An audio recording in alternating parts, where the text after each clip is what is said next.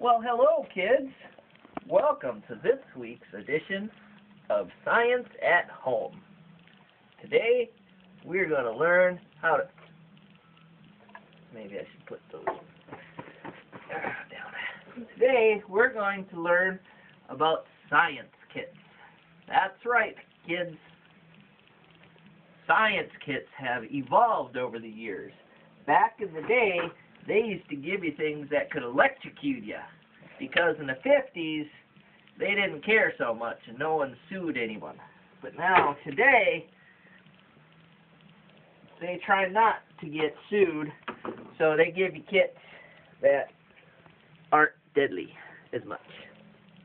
Okay, for example, some of these kits here have really cool things. This kit is from the 50s, and in here we have gold ore, uranium ore, and silver ore. Now, when they have the word ore behind them, that kind of means that there's other stuff in there. It's not pure gold, not pure silver. It's got rocks and other stuff in there. Now, in this particular kit, we also have some really cool things like stenaric acid. This is an acid. Careful with it. Don't eat it, even though maybe you can. I'm not real sure. Alright, but here we have diatomic anucerous earth. This is fossils of crushed fossil shells from small little creatures from a long time ago. Now this has a lot of uses. One of the uses is it's an insecticide, which means it kills bugs. Another use for it, it's in your toothpaste. So it kills bugs and cleans your teeth. Yuck! Among many other uses.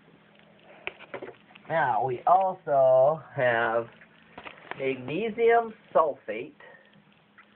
I forget what this is used for, but it's probably got many uses. Then we have, ooh, this is a nice one, tartaric, which this stuff can be added to what we know as tartar sauce. This gives you that tartary taste. Ooh. Ooh. I'm sure it's a lot better when the other stuff is in it. Don't eat it. Yeah, thanks. Yeah, don't just eat the stuff, won't you? Just eat the tartar sauce you get from the store. And we also have ammonium chloride. Ammonium chloride is put in this stuff too. I don't remember what. Yeah, that stuff. Sodium peroxide.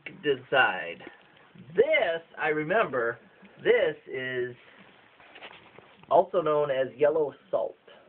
And this they put in to table salt because it makes it taste better or something. So this is basically table salt here. Now today's kits, they give you bugs that you can't eat because they're in this hard plasticky stuff. That's out of focus when you get that close. So this is a little safer. They're too big to swallow. Can't swallow it. But you can look at the bugs. They're pretty neat. Also in kits today, you have, you don't have pointy things that can stab you. This goes in the kit from the 50s. In kits today, they give you Q-tips, which can only poke out your eyes if you try really hard. And they don't give you glass anymore, they give you plastic. and they give you little things like this. This is purple, but yet it's drinkable. Because it's just food coloring. Ugh, it doesn't taste very good, though. That might have something to do with using toilet water instead of sink water. Next time, I'll use the sink. Okay. That was actually the chemical found in dynamite. That's the explosive. Oh, that's right. I wouldn't move if I were you. That's right. I do have one. Yeah. One of these is found in dynamite. Maybe it's this magnesium sulfate. Yes. Magnesium sulfate is found in dynamite.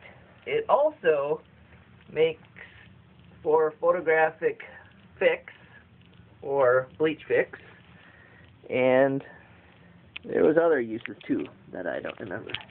Science. Okay. Science. And in these new kits, they give you these neat little mixing things for mixing colors. Oh, and of course, you get microscopes. Today's microscopes are mostly plastic. Yesterday's microscopes are mostly metal. This is from the 50s. This is from the 10s. But this is 1950s. This is 2010s. So this is actually older.